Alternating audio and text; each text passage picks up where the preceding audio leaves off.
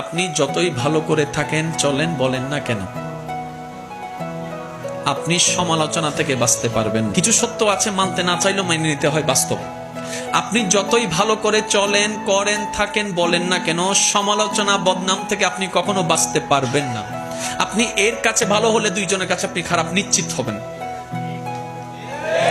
সবার সাথে কখনো ভালো থাকা যায় না, পৃথিবীর সবাইকে খুশি করা যায় না, কিন্তু আমরা বোকার মতো সেই মানুষকে বারবার খুশি করার জন্য চেষ্টা করতেই থাকি, অক্লান্ত পরিশ্রম করতে থাকি।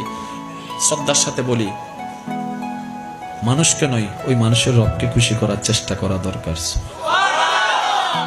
কারণ এই মানুষ কখনো আপনাকে আমাকে থ্যাংক ইউ না দিলেও ওই রবের রহমত আমাদেরকে ভরপুর করে দিবে। সুবহানাল্লাহ।